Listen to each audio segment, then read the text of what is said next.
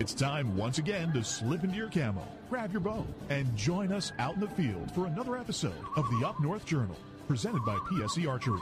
The Up North Journal crew is knocked and ready to rock for another exciting adventure. So let's step outside and hit the trail. Welcome back to another episode of the Up North Journal, everybody. I'm host Mike Adams, sitting in the cabin tonight with Dan DeFaw. Before we get started, we want to help you save some money. That's right, folks. Don't forget to use our promo codes to save that money. And let's start off with buckbaits.com. That's right, the brick and mortar store of Buck Baits down at Sterling Heights, Michigan at 15 and Dodge Park. Go over there. If you're on the website, buckbaits.com, use the promo code UNJ20. That will get you 20% off your order. For those of you who are looking for Easy Cut products, make sure you go to easycutproducts.com. And when you're there, use the UNJ promo code UNJ15 off to save 15% off your order. And let's not forget Lincoln Roan over at packermax.com. It's never too early, never too late to think about the Packer Max. Go on over to packermax.com, use the promo code UNJ25. That'll get you $25 off your order over at Packer Max Outdoors.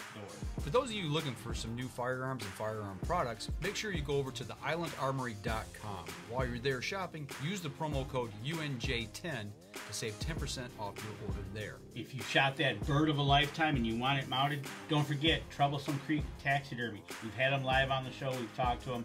You want to get 10% off your order, go to Facebook, go to troublesome.creek.7, find their website. If you go to our website, UNJ, make sure to click on the button to download the form. You get 10% off over there using the code UNJ10. Looking for that game call, whether it be a squirrel, whether it be goose, duck, deer, make sure you go to JPO Game Calls. Look for them at jpogamecalls.com, and while you're there shopping, use the UNJ10 promo code to save 10% off your order. And Miller Deer Tracking, the man that seems to never sleep during deer season. Get 20% off your next deer tracking using the promo code UNJ20. Look for Miller Deer Tracking on Facebook or give him a call over at 810-240-4891. Looking for the hottest new plastics to take on the water, whether it be hard water or soft water? Make sure you go over to southernindianabaitco.com. While there, use the UNJ promo code UNJ10 to save 10% off your order. Deer Camp Coffee, folks. We drink it every night on the show. You want to try it? You can go to the brick and mortar store at 15 and Dodge Park at Deer Camp itself, or go to deercampcoffee.com. Also use our promo code UNJ10. You get 10% off your order. And don't forget, get a bag of the UNJ medium roast blend there as well. All right, Danny, where's our live view camera look from tonight?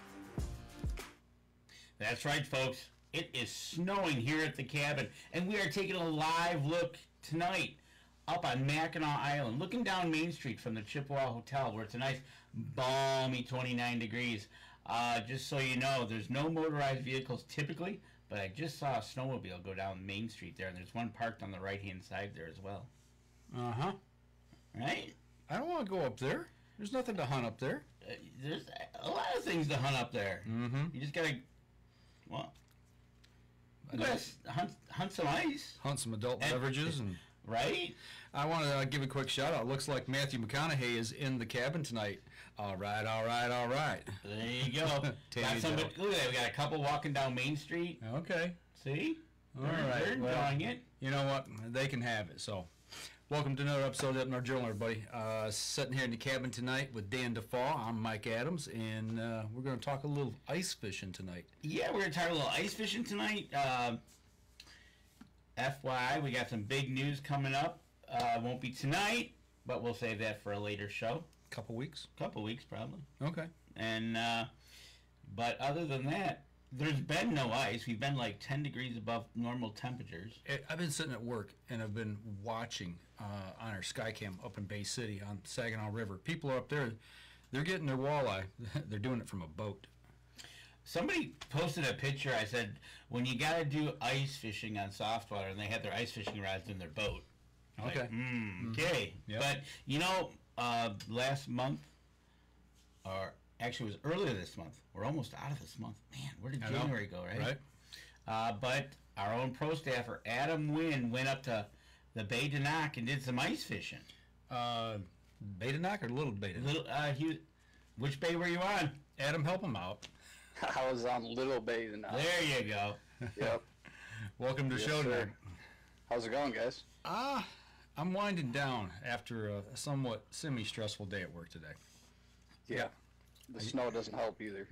No, not especially on the way home, trying to get everybody out of my way. Right. You know, you got the people who like to drive way too fast, and you got the people who like to know how to drive on snow, and then you got people who are afraid every time you see a snowflake. Right. So, Yep. I did see a couple people off in the giggly weeds on my way home. But you know what? Just took it slow and steady. And I sometimes let the semis lead the way. They kind of, they know the best way. yep, stay out of their way. Right? So, So, how do you like the coffee tonight? I love the coffee. What are we drinking? We got a little bit of Deer Camp Coffee's hazelnut. It's good stuff. It Not is gonna good lie. stuff. That is good. So, Mr. Fisherman on ice, did you have a good time? Yeah, it's great. We had a Awesome. blast. You had a blast. Weather was good, so that's always a plus. You were up the week, you were up the week Mark and I went to ATA. So we went kind of in different directions. How was the travel up there? Sometimes traveling to the UP from Lower Michigan can be an absolutely interesting thing. Yeah. Yeah, so it's actually we do it pretty smart. My buddy actually lives up in Onaway. So Tuesday night, we drove up from Howell up to Onaway, then spent the night, and then Wednesday morning, around 7 a.m., we shot across the bridge and got into Escanaba around 10:30, 11 o'clock. So Across the bridge, man. I got a pic here, Yep. man. It looks like you guys picked it just right. You're going across some blue skies. yeah, it was good weather for sure, both there and back. So Okay, and from what I can tell, it looks like there's open water there. You guys didn't have water or frozen water until you got way up where you were going, right? yep, we didn't see any ice. I mean, there's a little bit of shore ice, along Lake Michigan there. But the most ice was definitely in Gladstone, Escanaba. So Okay. All right. Yep. So, how long were you guys up there? we're there from Wednesday to Sunday. So Wednesday, Sunday. three full days of fishing. So Okay. So, how many of you all went? 4 of us. Okay. So Is this pretty much like Yep. an annual thing for you guys? yep, we started doing it a couple years ago, so it's going to be a yearly thing for sure. Okay. We got nice little cabins there on the water, so it makes it nice and convenient. So Something you guys just rent or one of your buddies got? yep, we just rent them from them. So If you don't mind me asking, what does something like that cost per night for a cabin? that place is an absolute steal. It was $50 a person a night. So Oh, it wow. cost me $200, $800 total for everybody. For So four? it's an absolute steal. So Yeah. I want to what's ask the- exactly where it's at. What's the name of the place? it's called Lindbergh's Cove. Lindbergh's Cove. Is that right on US 2? I think so. Yep. It's after you come down towards Gladstone into Kipling there. I wasn't Okay. going to give away his secret, but now you did, so you got him to admit where he was at. If we drive them more business, I'm sure they're happy. Yeah. So No, those cabins were full. Yep. We had neighbors on both sides of us. So. everybody up there fishing, I assume. Yep, the guys next to us were from Wisconsin. The other people were from downstate. So Okay. Nice. Yep. People coming over from Wisconsin taking our fish. Yeah. What's up with yeah, that? you honestly see a lot more Wisconsin people up there than lower Michigan people. So You have no idea. You should see you should see it in May when it's the opener on the inland lakes. It is Yeah. literally, if there was a ratio, it's usually 3-1 that it's Wisconsin plates as opposed to a Michigan plate. So yeah, they just we treat it like our area here treats like Houghton and up there, so it makes sense. An hour Right. drive, they got some great fishing. So, but yeah. I you mean, make- they got Green Bay though. I mean, that's a pretty good body of water there too. it's a big body of water, though. Some of those people don't. Yep. Some people tend not to go on bigger bodies of water. And Yep. You can, this guy right here, and you can basically, lake hop if one lake to another. It's real easy, and some Yeah. lakes are hidden. So, but you're on the bay up there, and you guys got up there and you got all set. Did you go out right away, or did you have to? What time did you get up there? We got into Escanaba around 10:30 or 11. Went into the Meijer there, got a bunch of food for the weekend. Went back to the house, kind of chilled out from the drive. and then we went on the ice around 2 o'clock and fished till about 6:37. So That's not a bad way to start the day. Nope. Get your food, get settled in, get out there, spend an evening on the ice. Right. So- And so you were main target was going to be walleye because that's what the bay's famous for, right? yep, walleye and big pike. Yep, definitely going for the walleye, but a nice big pike will be a bonus too. So you're on the big water. I mean, we've had you on the show and we've talked about it before, but talk a little bit about how your gear getting out there, how you guys set up and all that. I'll run through a couple pictures here you sent us. So we got the sleds in the trailer here. Yeah, we had 3 sleds and 3 shanties. So two people were on that 2-up sled, and then me and my other buddy just had our own sleds. Okay. But yeah, we all had our own shanties, nice big shanties, insulated too. Like I said before, insulation on a shanty's really good, especially when it gets windy out. As soon as that wind starts hitting a non-insulated canvas, you can feel it coming through. So, But yeah, everything essential, extra batteries for everything. So just, preparation for big water is a lot more extensive than, your smaller inland lakes. So Yeah. Do your snowmobiles have studs in the tire just purposely for the ice? yep, they do have studded tracks. Yep. Right. You don't want to go zinging around, right? A lot of people just like studded tracks, just riding trails in general too. You get a lot more traction. For So, sure. That's but- one of the things. If you're a big trail rider, you Yep. need that added traction on the studs, and you get into it, and before you know it, it really works out well. And we got a picture of up right now of the gear ready to go. Yep, that was right outside the cabin, and right off to the left is 50 yards is the water. So Yeah, it can't looks beat like it. I can see a dock out there that's lit Yep, up. that's their open water dock right there. Yep, Okay, so they're right on the water. You just take off from Yep. the yard and then away you go. exactly. Yep. You know what? That's kind of cool. They got a light there too. When it gets a little darker, there's a lighted something on the shore when you get close, right? Kind of find your Oh way yeah, home. it gets dark out there. So. Yeah, it does get dark, right? GPS as always. The first day we got up there, Wednesday, we only had half day. It was completely foggy. You couldn't see 200 yards. So coming back in at night, if you didn't have a GPS, you'd be in trouble. And we got some video here of that. No sense of direction in that. So You can see the fog on the ice. I mean, you can't Yep. see land or nothing. You're kind of panning around, showing it there. There's a lot of water on the ice too. That kind of surprised me. there was some water on top of the ice.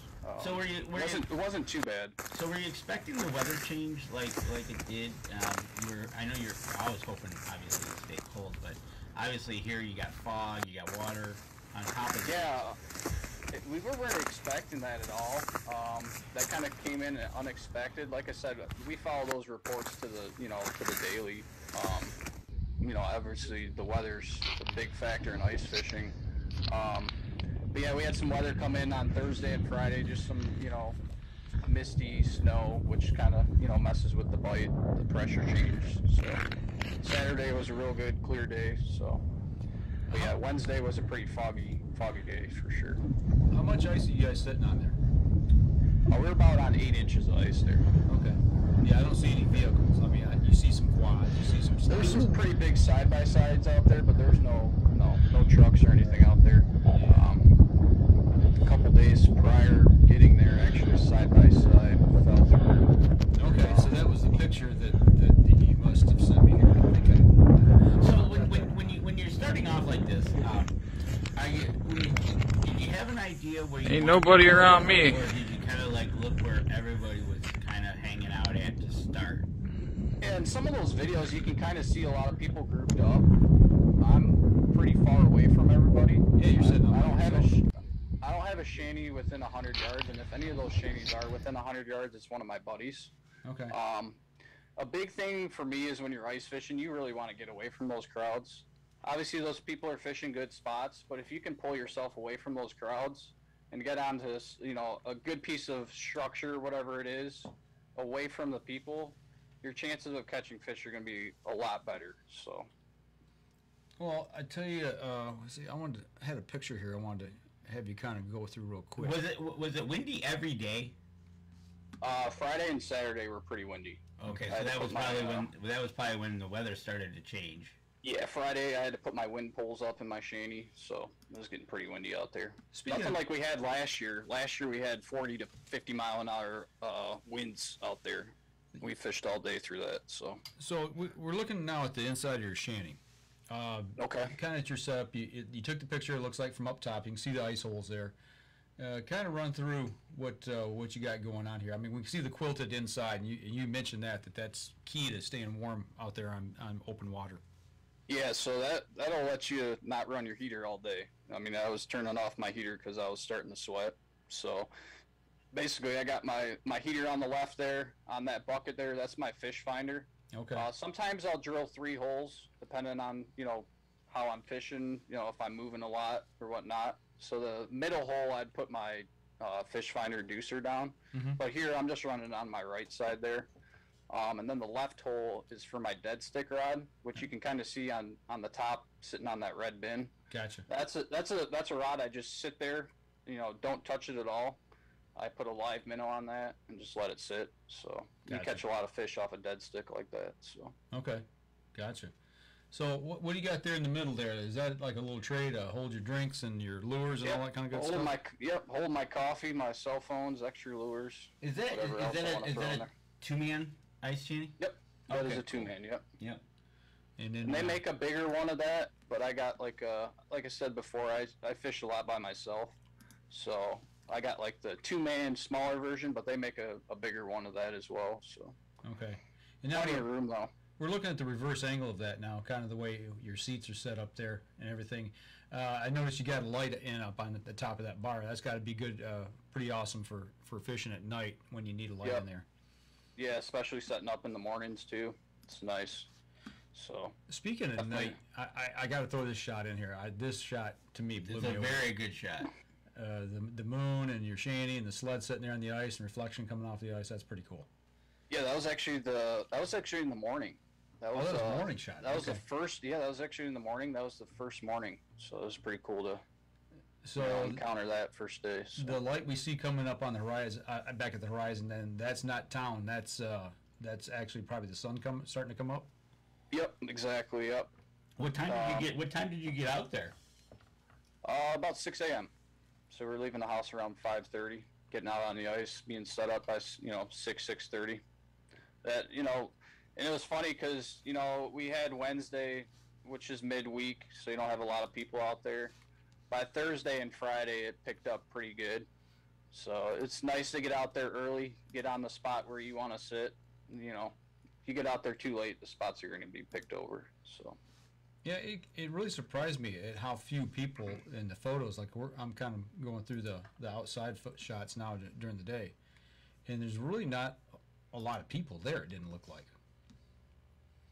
Nope. I think in one of those videos, there's a pretty substantial amount, and that was probably Saturday. Okay. Saturday So was you pretty see- busy out there. You see an uptick getting into the weekend, right? You got up there on a Wednesday. You probably didn't Yep. see anybody Wednesday, Thursday, but Friday, Saturday, you saw the uptick. Yep. Wednesday was pretty nice out there. There was not a lot of people out there. Thursday it kind of ramped up, and then Friday and Saturday were pretty heavy for sure. All right. Well, I tell you what, we've talked about you getting up there and where you stayed. How about we take a break, and when we come back, we're going to talk about what he used to catch Said his fish. His fish. All right, we're gonna step outside, take our first break. We'll be right back after this. All right, folks, if you're watching the show, got any questions for Mr. Adam Winn, type them in, and we'll ask them. Fire away. Now, you got an otter, right? Otter shed? Yes, I do. Yep. That's first year with that, and I'm really happy with it. That was my first trip with that. I took a first look. time out with it, so I was happy with it. Did you take the one seat out? I did. Yep. Okay. Gives me more room in there. I can throw it right in there in 2 seconds if I want. So. Because you had it underneath in the bin or something, right? Maybe. Nope, left it at home. Okay, so Like I said, we had all our designated shanties, so I knew I was fishing by myself. So taking out that seat gives me a lot more room in there. He okay. doesn't want you in his shanty. Well, no, Room I is was very, very key out there. So I was actually when that same weekend when I got back, we went to the fishing show, and I was looking at they had all the shanties up, and so I was just checking them out, and I did see the otter. They had otter, Eskimo, Yep. all of them. Those out by there. Frank's. That one, I tell you what, there's two like hub styles that are just absolutely huge that are connected, and I'm like, wow, this could be like a party tent on the ice. Yeah. You know, with the hub style, obviously there's no bottom to it. It's kind of like a hunting blind. That's all it is. Yeah. And I've seen people use hunting blinds too out there. Same thing, but you know, with that, you got to have a jet sled and have it set up to haul all that, plus your shanty out as well. I mean, to me, it's just I like I got one just like kind of like yours. It's 2-seater. Okay. Mine's a clam and it's not insulated like yours is, but you know, as far as putting gear in it, it's nice. You know, it's all self-contained and Exactly. it works really well. I like the way those are set up.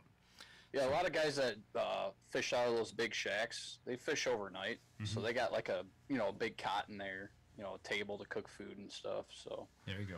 That's not a bad deal. All right, we got a couple We questions. got a couple popping. questions coming up. We'll answer them here coming back in. So let's get going here. All right, here we go. Stand by. 3, 2, 1. Welcome back. Second segment of the show. So we got up north. We got on the ice. He's got food at the cottage. Sleds on the ice. Going to get a spot.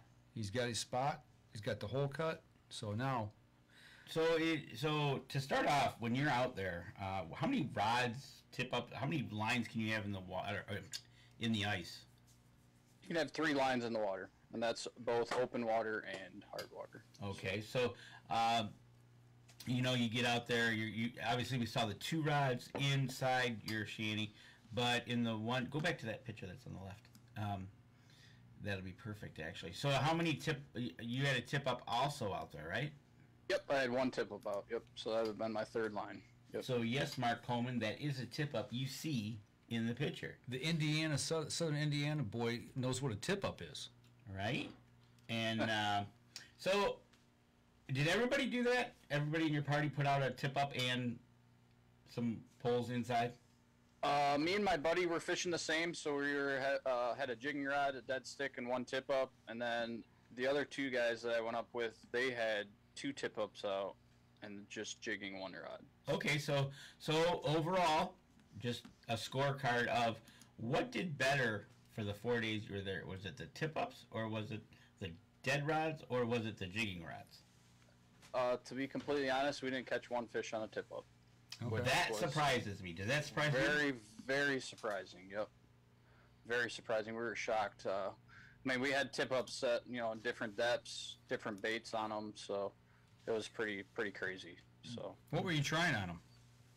suckers, and then we had shiners as well. Okay. And you didn't So, catch one thing. we didn't catch 1, and they were pretty good size. I mean, they were 4 or 5 inch suckers, and I was marking fish all day, and nothing was hitting my tip ups. So it was that is shocking because it was crazy. at least you'd think you'd have 1 go off, especially if you're marking fish. Yeah, we kind of had a tough bite. We did decent. We caught a lot of fish, but it was definitely a tougher bite. The amount of fish we marked versus how many we caught was not as good as we'd hoped, but we did pretty good. So What do you think why that was? that weather Walter. coming in, that really messes with it. Another Walter, Pressure baby. changing? Yep. Okay. It Show you was, guys I some mean, of we these were seeing colors. fish come up, off the bottom, come check our Beautiful baits, and colors just come down back down. Mm-hmm. And most of the fish that we filleted all had empty Find out stomachs. if he's a keeper, so I'll let you guys go. It was pretty crazy. So do you think another day or two the bite would have turned on, because if they were empty stomachs then they probably would have got hungry eventually? Yep, I would have said Sunday or Monday probably would have turned on pretty good for him. The fish we filleted on Saturday, all the fish we filleted had nothing in their stomachs. So not a single thing. That's interesting, because you said the weather came in on Friday and Saturday, which they didn't eat. Yep. And then so you got out your fishing rod. What rods were you using, and what do you recommend for somebody that's thinking about getting an ice fishing rod? What should you recommend them getting? I use Mag's custom rods. They're made in Winn, Michigan, so I like to sport local. I run a 32-inch medium, and then he's got a 32-inch Mag's medium, which is just a little bit heavier backbone on it. All right, hold that up for the camera there and show everybody you got there. So yeah, that's it, one right there. And that's in black? Yep, that's in black. You can get them all customized, whatever you want. So we did see Mags at the fishing show when I was there, and he had a plethora of colors that you could get, and I think we even talked about you could see them glow-in-the-dark ones now. So yep. So Travis Sweeten, Mags Custom Rods, that's the way to go, right? So yep. But they're well-built rods. We've had him on the show. We hope to get him back on the show again. So what kind of line you got on that? So I run a braid to a fluorocarbon leader. So I run like a 8 or 10 pound braid, and then I run like a 6 or 8 pound fluoro leader to it, 6 or 8 feet, whatever you're comfortable with. And that's what I use for my walleye fishing rods. So cool. You're thinking? Yeah, I was thinking. I was trying to put it all. I was visualizing the two connecting to get his leader, and it's called a uni to uni knot. There you go. Well, you got your laptop very, up there. very well. See if you can find one of those knots. Very, very strong knot. Yep. I'm going to put him to work here. There you go. What were you tipping them with? I was using a lot of spoons and like rattle baits. Mm-hmm. So any type of spoon was working pretty good. Any like rattle bait, it's got like something like this. So this actually has like little BBs inside. So when you're not marking fish, if you jig this really hard, it almost calls fish in. You know, It attracts the fish. They hear that noise in the water column. They come over and check it out. So I caught a lot of fish on a rattle bait. But spoons were also working very well. So just like a typical spoon like that. Okay. Nothing crazy. Tip it with a minnow head, just at the bottom of the treble hook there. Same with this rattle bait. You can tip the bottom treble hook here with a minnow head as well. So okay. I was catching them with no bait on the rattle baits. Like I said, if you jig it super aggressive and a fish comes in pretty aggressive, it'll just come up and smack it. You know, It's a pretty aggressive jigging bait. So, did you try those lures out that you got from Escanaba? I did a couple times. I caught a couple smaller walleye on them, but we kind of honed in on what baits were working really well and what was bringing fish in. So I kind of used the rattle baits and the spoons a lot up there. So there you go. So you're all using kind of the same type of gear. You got on a color and whether it be a rattle bait or a spoon, you got on something. You and your buddies did well with that. Well, at first, you know, we all want to use something different, so we all had something different on, right? First day we were up there, I caught 2 fish, and then I sent them a picture, and I was like, hey, put this on, and sure enough, you know, they started catching fish on them. So okay, when you it could be as simple as it could be as simple as a bait, or it could be as simple as a color as well. So when you're talking, you know, starting to catch them, how deep of water were you starting to catch fish in? We were fishing 20 plus, so anywhere from 22 feet all the way up to 29, 28 feet. Okay. So They're all holding it down a lot deeper than. What was the water depth there? The overall. I think it gets down to like 50 or 60 up in the upper bay there. When you go farther down towards Lake Michigan, it gets deeper, obviously. But in the upper bay there, it's about 50 or 60 feet in the deep part. So. All right.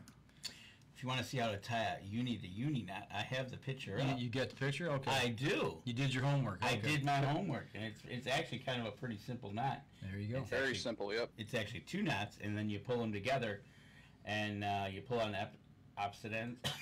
Oh, coffee's a little strong. Getting choked up already? I'm getting choked up over the uni to uni knot. Okay. And the individual knots draw close together, and you trim them off, and there you go. Strong as can be. Never broke off. It's pretty slick. Never broke off at the knot. Yet. There you go. That's what That's what you want to say. There you go. Yeah, not yet. Get it? Not yet. Oh boy, but That's something you would say. it is. That's actually something I would say. And he groans at it. Okay. It's not wasn't mine. Yeah, that's okay. why. But you're out there. You're in that depth of water. Obviously, you got your fishing equipment. You got your minnows. You were wearing a floating suit, correct?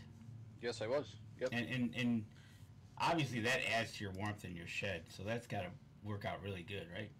Yeah, once I get everything set up, like my shanty flipped over and everything, I'll take my jacket off and I'll just wear a hoodie and my pants in there. I always have ice spikes out there, so that's always a must for me, regardless if it's 10 inches or 12 inches, it don't matter. Okay, so we got the video you reeling the fish in here. You got bibs on here. Is that part of the floating suit?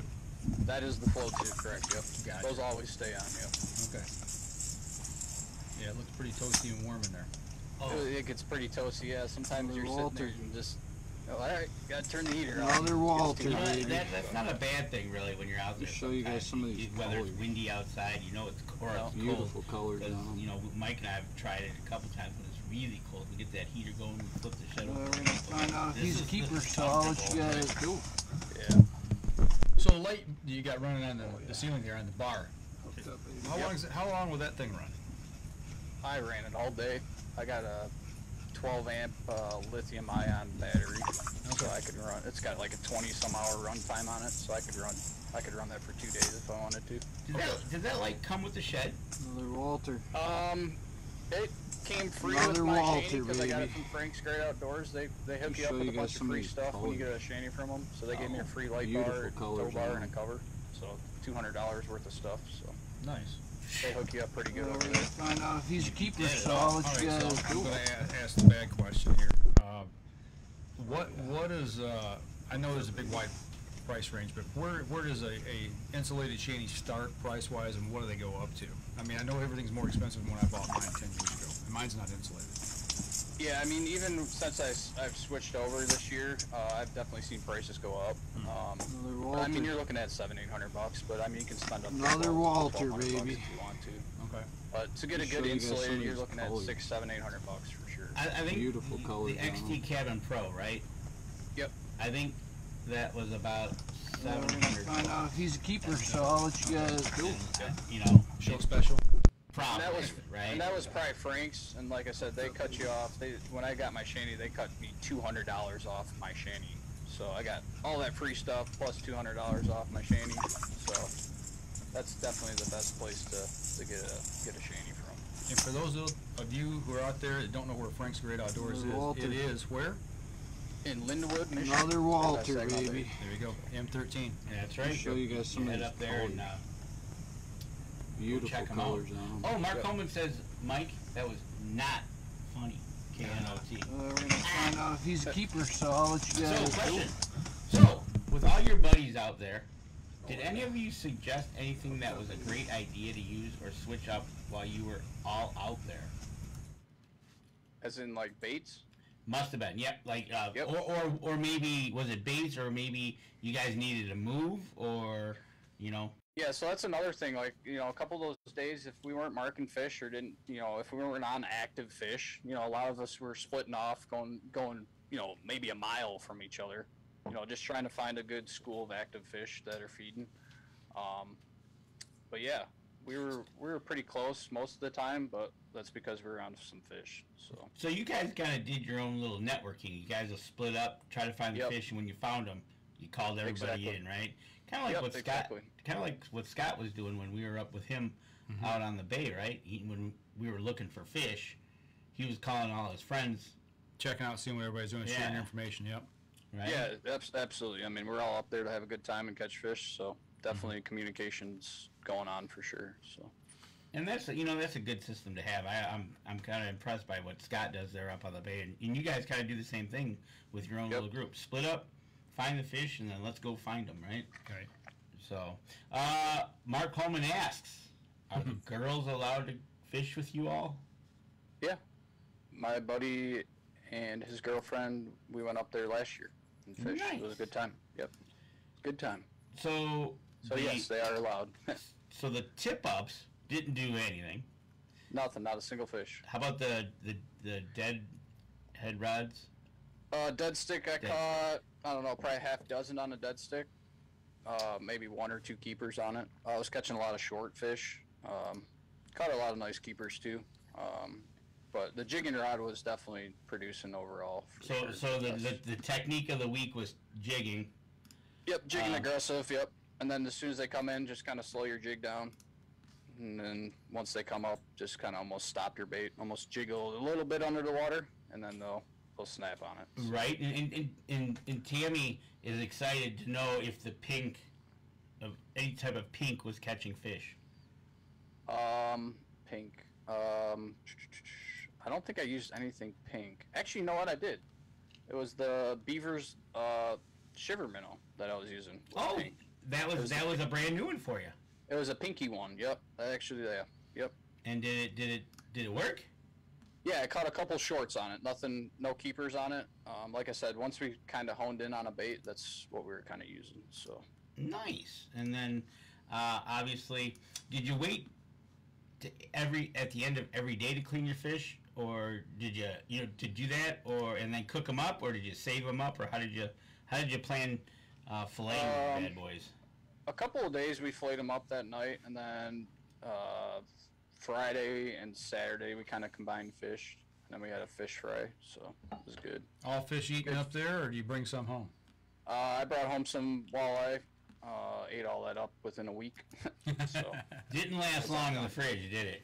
no, that was gone. Definitely. I tell you what, that the walleye we got when we were with Scott, I mean, first fish fry out of the gate, and it's like gone. Mm-hmm. Yep. Yeah, it's good stuff for sure. Did any of you limit out any of the days? Unfortunately, none of us did limit. The most I had on the ice was 2 one day. So. All right. And that was crazy. I mean, I had 2 in the morning. That's that picture. I had 2 on the in the morning before 10 o'clock, and I didn't catch another keeper the rest of the day. So, just how it goes. You never know. If you're not out there, you're not trying. So, Yep. right? So, I tell you what, let's take a break. We'll come back and we'll continue on our up north ice fishing journey with Adam Winn. All right, we'll be right back after this. All righty. Tammy, that was the question Mark said that you were dying to ask, so don't tell me it was all about Mark. You wanted to ask that question. The color? Yes. Oh, of course. She's subliminally, and she's into pink. Mm-hmm. That's all right. Scott's got a good lineup for us next time. It's gonna be all pink lures. There you go. Are they going to be on time? I'll be on time. Tammy's spending the night up there. We already discussed this. Yeah, that was settled last week, last Wednesday, I believe, wasn't it? After the show. Yeah. Right? Yep. See, we can get away with that now. We're not within arm's reach. Right? We'll sacrifice you on this one. It's all him, Tammy. It's all his fault. Hey, it's all right. All right. You all set over there? Yep. Okay. Got some questions coming up. Here we go. All right, third segment of the show. Welcome back. So we talked about all the setup and everything, catching fish and what they were using. And for those out there that are listening on the podcast, just a word of interest. If you don't think you're missing anything by just listening to the podcast, you are. You should go to Facebook Live or catch the show when I post it over on YouTube, because there's things that are said in the breaks you'd never hear on the podcast itself. That's right. Right? That's so, I tell you what. Let's see. That's right. That was especially for you, Mark. Okay. So, you drove up there, and somebody said that's a nice truck and trailer rig. Is it? Yeah, that's my buddy's. He's got a nice setup for sure. He's a big snowmobiler, so that's his big snowmobile trailer. So we jammed all the gear in that trailer, so it's nice and convenient. It's all heated, so it's nice to be able to stick your stuff in there, keep it all nice and warm and dry. So one thing is nice is you got a covered trailer, so when you're driving up, you don't have the contents of the highway in your trailer on your stuff with you. Absolutely. Right? exactly. You Yep. know? Okay, so when you're up there and at night, you come in off the ice when you're done fishing for the evening. You talk about having everything kind of warm and dry.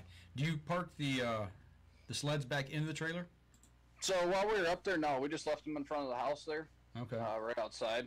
But like Danny said, coming up or going back down, it's nice to keep all this, the road slush and rain off your gear. So Gotcha. All right. A good question from Mark. When you're out there ice fishing, Does your shanty have to be marked, labeled with your name and address? It does not unless it's a permanent check. So if you're keeping it overnight, it has to have your name on it. So if you were to leave your shanty out there overnight, it should have your name and address on it. Correct. I believe if it's unattended, it definitely has to. But if it's attended, so if you're sleeping overnight, I don't think it has to have your name on it. Obviously, you're there with the shanty, but it's for them to check to make sure everything's good. If it's whatever it is. So, but if it's a permanent check, it definitely has to have your name and address on it. So I think with his setup, if he left it overnight, it'd be gone the next morning. Well, that's obviously that's the thing, right? If you're one of those nice sheds like that with everything included, I think Mark's thinking more like along the lines of grumpy old men. It's like a small house. Well, they have those up there, and you see them parked in people's front yards waiting for the winter, and you can only imagine what happens. They'll spend days out there probably. It'd be a small camper, a little two-wheel, a single-axle camper with holes drilled in the floor where they can fish right through the floor. Hey, that's not a bad gig. It's not, No, not at all. That's kind of like that sleeper shanty we did up there at Houghton. From the floor to the ice, do you remember, was there like a foot, 6? Yeah, no, 6 inches, maybe a foot at the most. Okay. I don't think it was a foot. I remember being in there. I just don't remember. I just know the ice was super thick. Yes, it was super thick, and it was on the skis, so they could pull it off, right? Yeah. Did you encounter any DNR while you were out there? Oh yeah, he was out there, but he never came and checked me. Actually, he checked my buddy that was 50 yards from me and never came over to me. So I wasn't doing anything wrong, so I have nothing to worry about. But they are definitely out there checking, making sure you're keeping legal fish. So obey by the laws, or they will get you. So for sure.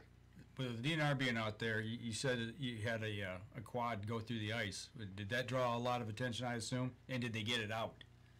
Yeah, I mean, there's a lot of local guys up there. I mean, it's a pretty, any body of water you fish, sportsmen are pretty friendly. So everybody teams up, gets that stuff out of there. So the local bait shop up there, Blades Bait and Tackle, they came out there with a big side by side and helped them, get it out of the ice and stuff. So was it definitely a friendly environment up there. Was it just too heavy, or would he hit a soft spot?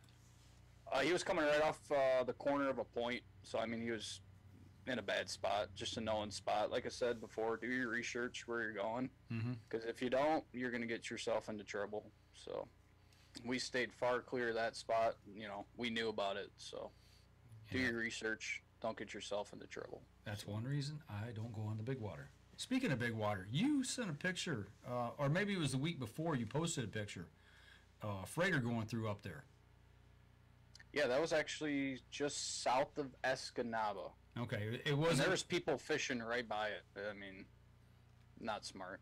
No, I mean, even if you're on a foot of ice or whatever, however thick it was. I mean, a freighter pushing, even if there's not that much ice up there. That's the thing. Yeah. It's gonna move ice, and it's gotta lift it as well. Not just shove it, but lift it. In a regular boat, when a freighter goes by, you're like rocking and rolling. Yeah. I can only imagine that wave taking the ice with it. Yeah. No, that ain't happening. No. Yeah, those people are lucky. Definitely. Right. Wind up on a flow. Yeah. Head to Chicago. Yeah. Did you catch any tagged fish? I did not. I was hoping I was, but I didn't catch any tagged. Is there known to be a lot of tagged fish up in that area? Like Saginaw Bay? You never know, I guess. I mean, they're coming all the way up from Green Bay. So, I mean, you could be getting fish tagged in Wisconsin from Wisconsin DNR coming up in the Little Bay De Noc. You never really know. So, but, yeah, I mean, there's a lot of people that catch tagged fish up there. Same as Saginaw Bay. A lot of tagged fish come out of there. So now that'd be Wisconsin tagging them. I mean, I don't – there's nothing like the what am I trying to think of here? The bounty on them where you can... Yeah, it would be out of Wisconsin. There's nothing like on the federal level where the feds are tagging fish, or is there? Not that I know of. No, I don't. It's just your local, game warden. Okay. Right, so. And you wonder, You know, it'd be interesting to have their take on the walleye over in Green Bay, like kind of like what we talk about Saginaw Bay here. Yeah. You got Green Bay over there, but you know, I'm sure catching a tadfish would have been awesome. Okay. Yeah, definitely would have been a cool You know. one. It's on the bucket list. One day I'll get one. So who caught the biggest fish? My buddy Jesse caught the biggest one. That was 22 inches, so not bad. Pretty nice walleye. Jigging a spoon I told him to put on. So, like I said, communications up there is good. If you're catching fish, let your buddies know. Everyone wants to have a good time. So, I totally lost my train of. So there was a picture we have of a fish taking a bait. He hit it really good. Yep. Do you think that was because they had the empty stomachs and they were starting to turn on to feeding, or? Yeah, I mean that got me pretty excited. You know, when that a fish bites like that or feeds on something like that, it's a good sign. But it actually ended up not being a good sign. We actually didn't catch many more fish. So. Also went a little dry after that, eh? It did. Yep. So when you get bored waiting on a bite, what do you do out there? Scroll on your phone, play some music, look out the window. There's a lot of commodity going on around outside, so Watch a quad go through the ice. yeah. Okay, so he says looking out those little windows we saw in the picture. It's that look of I wish a fish would bite, you know. Yeah. A little sad face. Right, a little sad face. But well, you know what? When there's a lot of people out there, like there was probably on Saturday, it does get kind of comical. You can hear people zipping by or laughing or whatever they're doing because Yep. noise travels out there. And Yeah. it can be fun though, especially if you got a group like you guys did, right? Yeah, it was a good time for sure. So. Did you guys do anything at night? Go night fishing or have a bonfire or anything like that?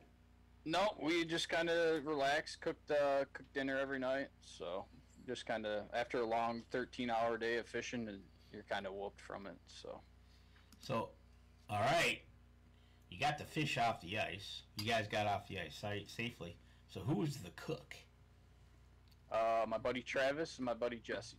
And how did they Both cook them? cooking. Deep fried. Oh, you went the deep fried route. Nice, a little short lunch. Put them in the deep fryer. It was pretty good. Yeah. Can't go Definitely wrong really with that. good.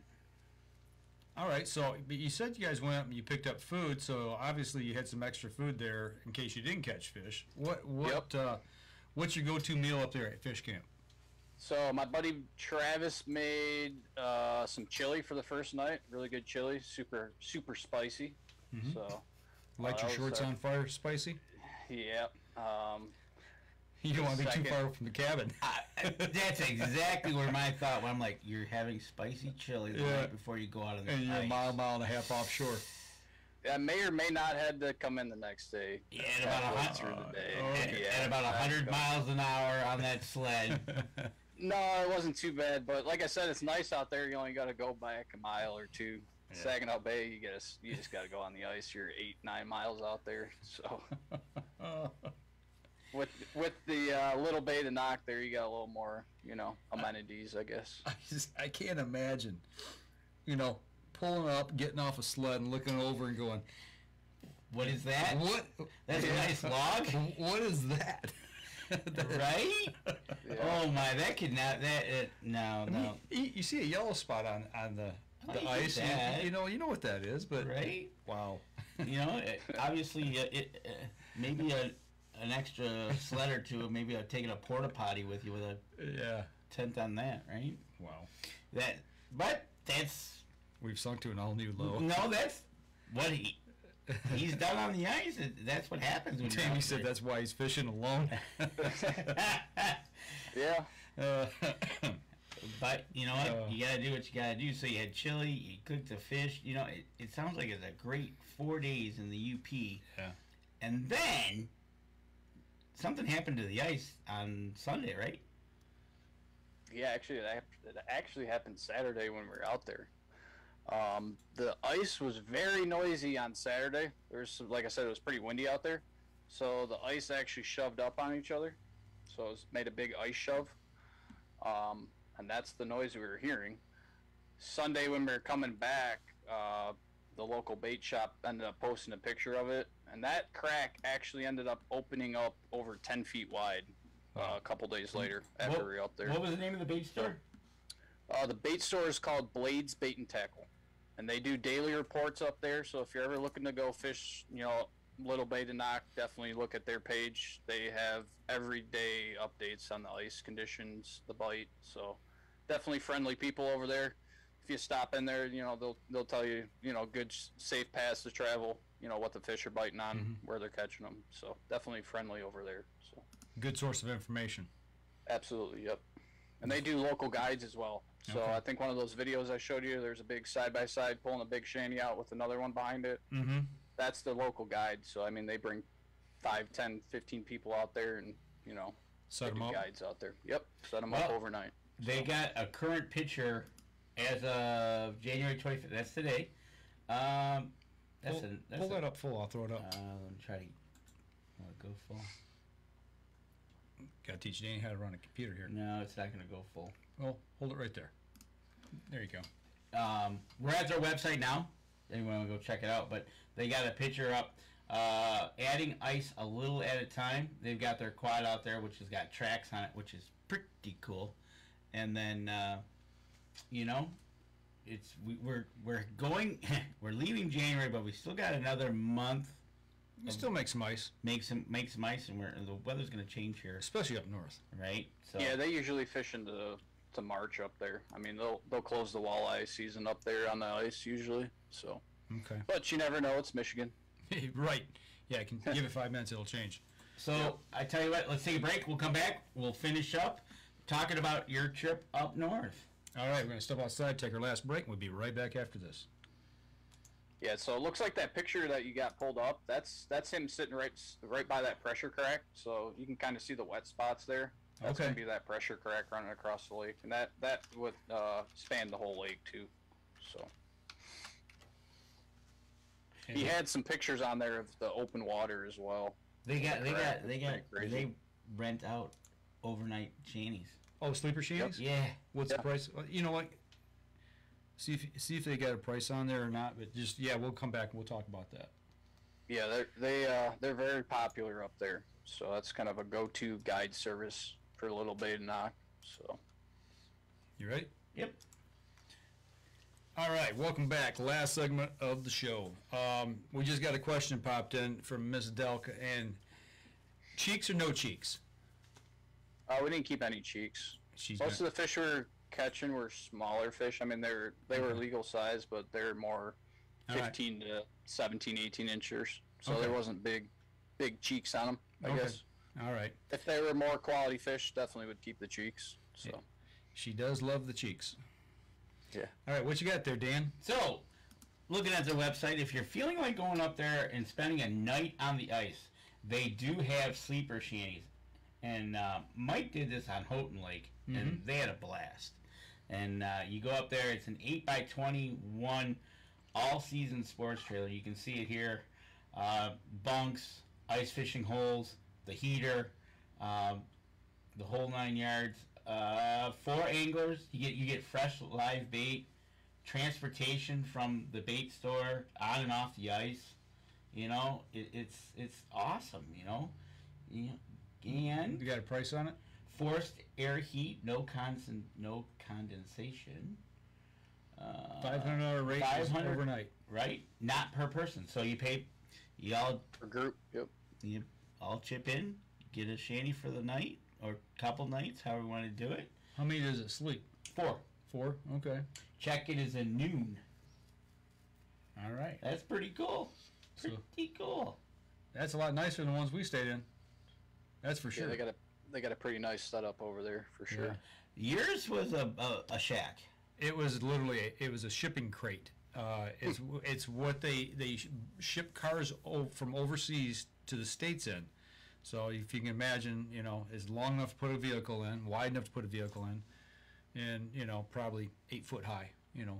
6 to 8 foot high. Is that what that was, really? That's what they said they were. Okay. Yeah, and they cut a door in the side and put a door on it and cut holes in the bottom to fish through. So Yeah. There you go. That is pretty cool. And no, it's not insulated. Matter of fact, my you get a little heat in there, a little condensation, from the little propane burner going. And if you don't get fresh air in there and get that moisture out, your sleeping bag will freeze to the wall. All right, that sounds like fun. Yeah, don't ask me how I know that, but I do know that.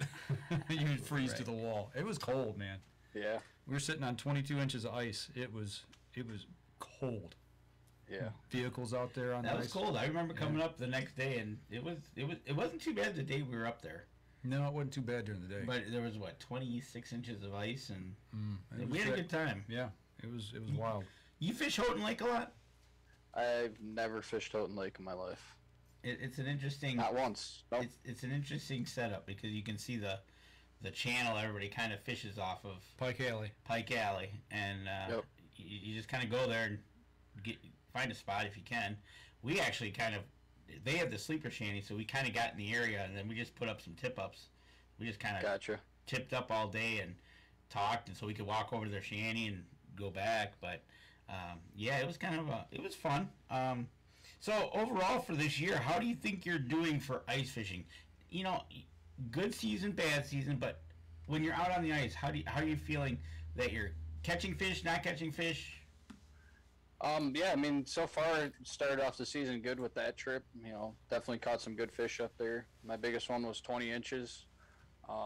So definitely started off the season good. Ice in the lower half of Michigan's pretty limited right now. So usually I'd be fishing right now, on the ice. But hopefully by next weekend I'll be back out on the ice and getting to it again. So. Well, you got out. You were able to get out just a little bit before it was Christmas, right? Yep, right after Christmas. Yep. Yeah. So you caught a couple fish then. Yep. And all the ice went away in Lower Michigan. Yep. And then you made that trip, and then you're heading back. Hopefully next week. It's supposed to get. We're supposed to have winter return finally here in Michigan. Yeah. So we'll see how that goes, but yeah. So overall, you think you're doing pretty good then for time on the ice. Yeah, for what the ice we have, for sure, definitely. I got another trip planned going up north again, so hopefully get on some more walleye again. So what were you having? We got some questions coming in now. So when you were out there, what snack were you having while waiting for those fish to bite? Oh, I had a whole bunch of stuff. Actually, my buddy Jesse made up, I don't know, probably 20 or 30 breakfast burritos. So I had a couple of those every day, heated them up right on my heater. I don't know, I got a bunch of chips, candy out there, anything just to munch on. Nothing in particular, but. Just chowing down. Did you throw any Skittles in the water? Try to get the fish? I threw- I bought some Swedish fish and I threw one Swedish fish in the water. See? I knew it. I don't think it did anything though. You should have tipped him lures with them, I was thinking about that. Hey, if you get you got a slow Yeah, bite, you gotta try anything, Yeah, get some gummy worms next time. Try that. Yeah. Right? Somebody's asking, when is Adam's next fishing trip up north? It's gonna be probably the first or second week of February. I'll be heading back up north. So depending on the ice, still waiting on some reports. So once the ice is solid, I'll be going up. So there you go, Travis. Have the truck and trailer ready. Yep. Sounds like he's ready to go. Was there anything you did They didn't take. that you would have wished you didn't? I had an extra bin in my shanty with a bunch of useless stuff I didn't use. So I wish I didn't bring that. Anything that you wish you would have took? No. That you didn't have. You had everything. Amazingly, I remembered everything. I had everything I needed. So I kind of make a checklist before I go, a week before, and kind of make sure I have everything together. Okay, that was gonna be my next question. When do you start, pre-trip and everything? Yeah, I start getting it ready for a big trip like that. I'll a few days in advance for sure. Make sure I have all my gear in line. If I need to buy stuff, make sure I need to go out and buy stuff. So definitely prepare for that. Other than the quad going through the ice, what's the funniest thing you saw up there from other people? Anything stand out? Not really, because like I said, we were fishing away from most of the people, so Okay. we were kind of in our own little group over there. Well, in your Nothing too crazy. I guess I had a funny story about me. Okay. Oh, do tell. Do tell, because Jesse says that 22-incher was a fighter. Yep, that was the one he caught. Yep, that was a good one for sure. Best one of the trip. No, I was going out and I lost my heater. You were on the snowmobile driving out and you lost your heater? My heater, yes. So I was going to the other side of the lake, and by the time I got out of my snowmobile, took the cover off my shanty, realized my heater was gone. I immediately packed back up, took back off, and went back to where I was. The heater was gone. So I'm like, okay. So I reached out to the local bait shop, told him I lost my heater. Well, he comes back with a message. He said, oh no. He said, I just stood it up on the ice, thinking someone would come back for it, which I did, but someone ended up stealing it, taking it from me. So I had to go and buy a new heater. So. Oh, man. So. Another reason, big water. It's rough out there. It's not smooth, clean ice. I mean, you're hitting ice chunks, so your gear's bouncing all over. So always checking back, looking, making sure your gear's still. Well, I thought you had a cover on that. I do, but I think it slipped out. I had it in the front of my shanty. I had it in a bad spot, and I think it slipped from, like I said, your shanty's sliding around on that bare ice. Right. Back and forth. So I think it just hit one ice chunk and just really jolted that heater, and it slipped out of my cover. So with that being said, you got the little buddy, right? Is that what I saw? Yep. That's my new one, the green one. It's his new one, but I would think that I guess that cover doesn't hold down as tight as I thought.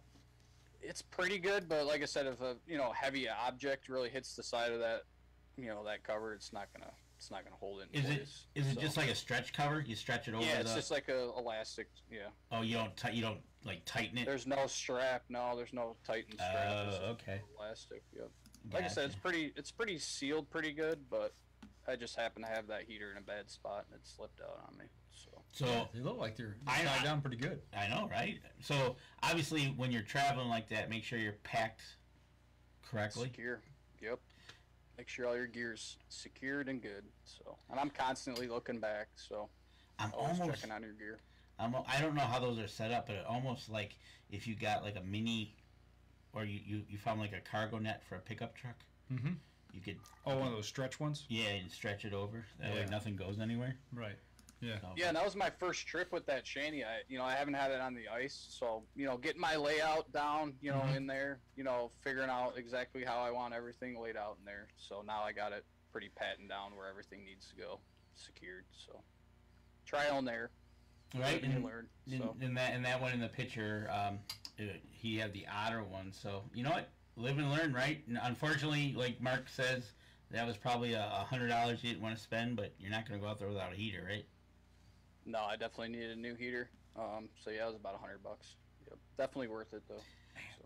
Which is kind of nice of having a big town close by, because you know they're going to have them in there. Yeah, well, you got to hope the bait shop. The bait shop does too. So in Blade's Bait and Tackle, I tell you what, they got some pictures of inside and looks pretty good. They got everything you need. Right?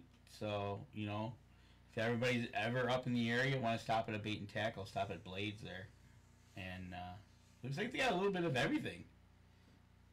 Yeah, they definitely do. They got shanties, augers, fish finders, every lure, terminal tackle, whether, you're fishing tip-ups or anything. So, but definitely informational, very, very informational. Good bait, too. So, good deal. There you go. Bungees and carabiners are awesome. You can never have too many, Tammy says. That's right. Yeah. Extra pins, too. Go with the pink bungees with the matching pink carabiners. You'll be good to go. That's right. I wonder if that's what she's got on her bike to hold stuff down. I'd assume. We'll see it when she's up in Saginaw, when we're going out on the fish and she's riding her bike into the marina. Yeah. From the hotel that she's going to stay up there, so she's there on time, right? She's probably got a pink pinwheel on it. We got to get her a nice close one, too. Right? So, but no, it sounds like you had a really good time. Obviously, you had some really good food. And, hope we get back out there and hope you keep up everybody that's listening. You go to Up North Journal Fishing, you can see more of Adam's adventures while he's out fishing, and help us out over on that page as well, besides our Up North Journal page. share that one. If you got anything you want to talk about fishing, go over there, ask Adam some questions. He'll be glad to answer them. Yep, absolutely. Anything that we didn't cover that you wanted to mention or not? Not really. I mean, just like I said before, if you're fishing big water, definitely, take the steps and prepare for it. You don't want to get caught out there in a bad situation. Have a GPS, know where, tell people where you're going, and be prepared. If you have to stay overnight, something happens, and Right. Just be prepared for sure. Yep. No, planning ahead is always good. Always good. Yep. So. Safety is number one. So. Yeah. That way you can fish another day or hunt another day or whatever. So. Yep. So before we let you go, though, I got to thinking. Okay, so you talked about the food and everything. So you said you guys just kind of kicked back and took it easy. You guys, any euchre games going on up there? I mean, I know that's big. Especially here in Michigan and up north. You guys play any cards? So me and my other buddy don't know how to play euchre, and What?